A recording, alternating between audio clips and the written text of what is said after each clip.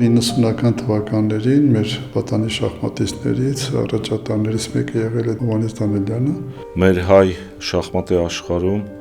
ամենատաղանդավոր շախմատիստներից էր։ Ինքը ուներ բավականին շախմատային լավ հասկացողություն եւ ակտիվ շախմատ էր խաղում։ Տենց խոսք կա, որ ասում են տաղանդավոր մարդը ամեն ինչում է տաղանդավոր, այդ իր մասին էր։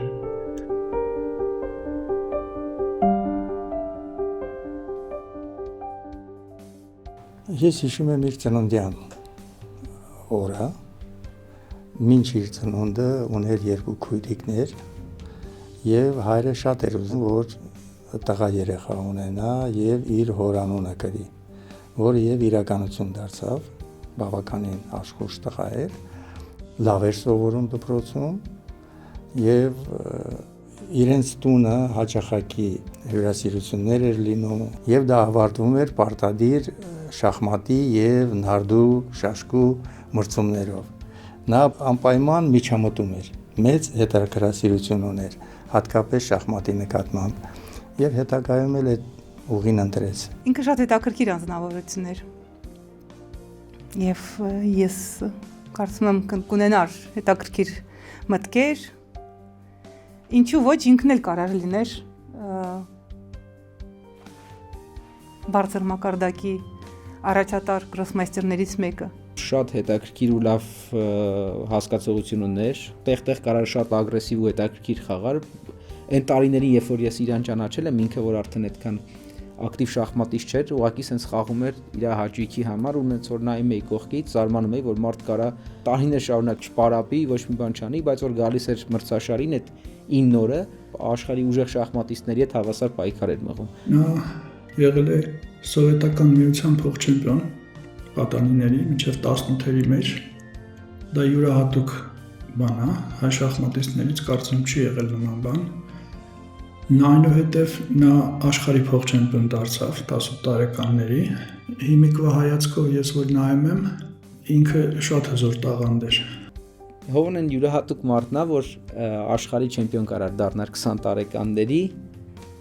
բոլոր թերթերում գրել են դրա մասին, որ խաղի չգնաց վերջի տուրը, որովհետև մի հատ սիրուն աղջկա էր տեսել, տենց որոշել էր այդ աշխարհի չեմպիոնությունը տենց մի տեսակ իր միջև հետ արած այդ ամբողջ աշխատանքը տենց ոնց որ կարելի ասել ջուրը գնաց կամ չգնաց։ Հետաքրքիր բան կար, որովհետև բոլորը շախմատի աշխարհում գիտեին, թե մենք քուրու աղբեր ենք, որովհետև իր հայրանունն էր Յուրի, եւ ես հիշում եմ դեռ Սովետի ժամանակ հայրս Մոսկվայում պետքա չրփաստաթղթեր ներկայացներ, որ մենք պետքա գնայինք դեռ Սովետի կազմի մեջ, մենք ընդգրկվել ենք որպես լավագույններ, եւ երբ որ հայրս ներկայացրեց դոկումենտները ֆեդերացիայում, ասեցին, բա ձեր տղայի ինչի եք մենակ աղջիկա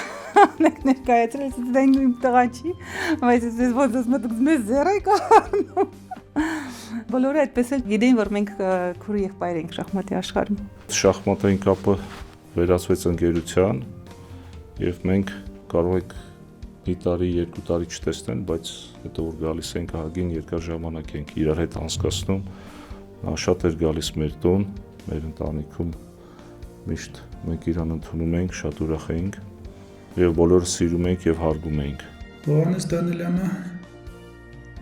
նախ ամենամոտիկ ընկերն էր։ Մենք իրար հետ գնում էինք մրցումների 3 ամսով նույն սենյակում էինք ապրում իրար հետ տենց տարբեր տարիներով։ Շատ դժվար է ինչ-որ բան ընտրել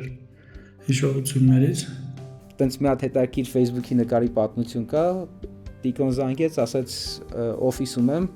կարաս գուշակեսով աստեղ, ասեցի Հովոն է, ասեց հա, ասեց դե ուրեմն արի։ Մի անգամից գնացի,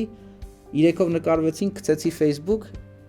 հաջորդ տենց երևի 2 ժամ հետո Վիգենը զանգեց, ասեց դե որ բոլորը տեղ եք, հեսա Տոմս եմ առնում գամ ու տենց մի քանի ժամ հետո Վիգենը եկավ, շատ տենց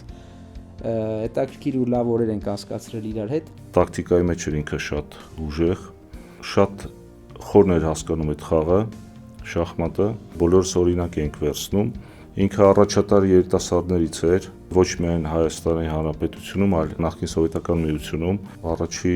հինգյակի մեջ էր միշտ մտնում իր տարիքի մեջ։ Ափսոսում եմ, որ քիչ ժամանակ տարիներ նվիրեց ինքը շախմատին, որովհետև 92-ից միջև կարելի ասել 98 թվականները ինքը ակտիվ էր, հետո կամաց անցավ ավելի շատ այլ ոլորտի, շախմատից հեռացավ, բայց ինչ խոսք մի շախմատի հետ էր, միշտ մեր ընտանիքի մեջ էր։ Շախմատային լավ անալիտիկ էր ինքը, կարար ինքը շատ եթե որոշեր ինքը մարզչությամբ զբաղվեր, ինքը շատ մեծ օգուտ կտար, որովհետև եթե մենք տեսնենք օրինակ Վլադիմիր Կրամնիկին, աշխարհի չեմպիոնին, ում ինքը շատ երկար տարիներ մի տան մեջ են ապրել, անընդհատ իր հետ շախմատ է պարապել, օգնել է, այսինքն համ ինքը այնքան ուժեղ շախմատիստ էր, որ կարար օգներ այտենց բարձրակարգ շախմատիստի, ու ես վստահ եմ, որ ինքը կարար օգներ նաև շատ սերունդների։ Ինքը ներգրաված էր Կասպարովի Բոտվինիկի դպրոցում, դա արդեն շատ մեծ հաջողություն էր։ Հետագայում նա սկսեց աշխատել Կրամնիկի հետ։ Կրամնիկը 93-ին դարձավ հավակնորդ առաջի անգամ 18 տարեկանում։ Խնդրեց մնանք պատրաստվենք իր առաջի հավակնորդների մատչին։ Իսկ 94-ի արդեն կարծեմ կեսերին, եթե չեմ սխալվում, Հովիկը գնաց Մոսկվա։ Իրենք իրար հետ նույն տանն էին ապրում տարիներով, որպեսզի հասկանաք ինչ մտերմություն ա եղել իրանց մեջ։ Կրամնիկի բոլոր մրցաշարերին ինքը որպես սեկունդանտ մարտավկա թե հավակնորդների խաղերին, թե ուրիշ մրցաշարերին արդեն Կրամնիկը մտել էր աշխարհի տասնյակի մեջ ու խաղում էր Կասպարովի բանի այդ մրցաշարերում։ Так получилось, что мы с детства дружили с Овиком. Потом мы работали тоже вместе, он мне помогал несколько лет, ездил на турниры иногда. Очень много времени проводили вместе. Он был очень талантливым шахматистом. Например, в юношеских турнирах он всего на год меня старше. И вообще-то у него со мной счет 2 победы, 1 ничья. Мне только 1 ничью удалось сделать из 3 партий, которые мы с ним играли, турнирных. И, конечно, он бы мог добиться намного большего в шахматах. Это был очень-очень добрый человек. Все люди, которые его знали, его очень любили, потому что это чувствовалось. Это действительно чувствовалась его доброта, его человеколюбие. Очень-очень жаль, что он так трагично рано ушел из жизни. Овик был, наверное, моим главным другом. Больше всего я с ним общался. И, конечно же, я навсегда буду его помнить, и действительно был очень редкий человек. В общем, я, конечно же, потерял тогда, когда вот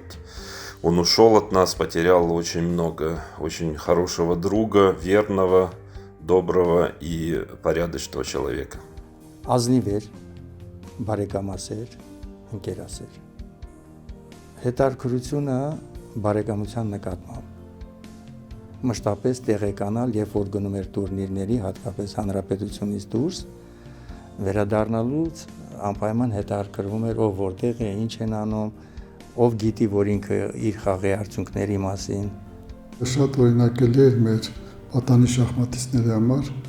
իր ակտիվությամբ, իր պավազքով, իր ցկտումներում։ Ասում եմ, շատ եմ ափսոսում, որ ինքը շախմատի աշխարհից շուտ հեռացավ, որովհետև կարող էր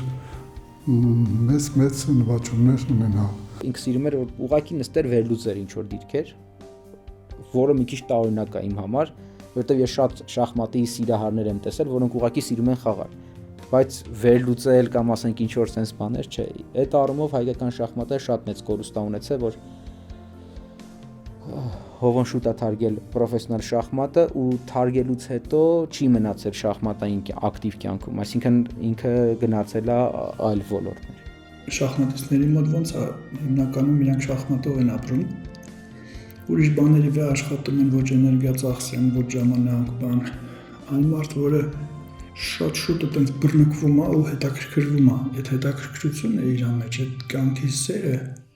շատ հզոր էր, շատ բարդ էր իր մոտ։ Ամեն տարի գնում ենք Ֆրանսիայում, մի հատ շատ ավանդական մրցում կար, որտեղ որ շատ սիրով մենք բոլորս այնտեղ հավաքվում ենք եւ ընկերներով եւ ուրախ ժամանակ ենք անցկացնում։ Իմ համար ինքը միշտ մնացել է օրիգինալ ու հետաքրքիր մարդ։ Մենք շատ հաճախ ավելի շատ շփվում էինք այդ Փարիզ գնալու ժամանակ, որտեղ մրցաշարը այնտեղ էր։ Հետո մի քանի անգամ ես գնացել եմ Մոսկվա տարբեր մրցաշարեր, անգամ մի օրով, երկու օրով որ բլիցը լինում, գնում էի, ավելի շատ գնում էի, որ հովոյ հետ լավ ժամանակ անցկացնեինք ու ոնց որ ձեր ետել ինչ որ մի մրցաշար էինք խաղում։ Ուրախ եմ, որ առաջի հուշամրցաշարն է, առաջի տարին ենք սկսում, հուսով եմ, որ դա շարունակական կլինի եւ իրականում շատ եմ ուրախանում, երբ որ մենք կարողանում ենք մեր շախմատի աշխարհի մեր լավ ներկայացուցիչներին հիշել եւ ինչ-որ ձևով պահպանել իրենց ներդրումը մեր հայկական շախմատում։ Այն ուժեղ շախմատային երկիրը, որ մենք ունենք այսօր, դա ստեղծվել է տարբեր անհատների շնորհիվ։ Այն մարդիկ, ովքեր Հայաստանի դրոշը տարբեր տարիներ կարողացել են պահել ու որպեսզի կարողանանք մենք ունենանք, ամրապնդենք եւ շարունակենք այդ հաջողությունները, մենք պետք է անպայման հիշենք, թե ովքեր են դրա հեղինակները։ Ու կարծում եմ Հովոյի ավանդը շատ մեծ ա եղել այն ժամանակ, երբ որ ինքը խաղացել է ակտիվ շախմատ։ Շնորհակալ եմ կազմակերպիչներից, ակադեմիայից, պարոն Լպուձյանից, որ ուրեմն նման գաղափարով հանդես են եկել։ Ես շատ ուրախ եմ։ Հիմա ոնց որ ասում եմ հերթահասավ նաև Հովիկ Դանելյանը եւ շատ ուրախ եմ, որ մենք կարողանում ենք հիշատակը պահել մեր տղաների եւ նորից շնորհակալություն եմ հայտնում ակադեմիային։ Այստեղ միջազգային վարպետի նորմա է խաղարկվելու եւ կարծում եմ մի քանի հոգի լավ հնարավորություն կունենան պայքարելու,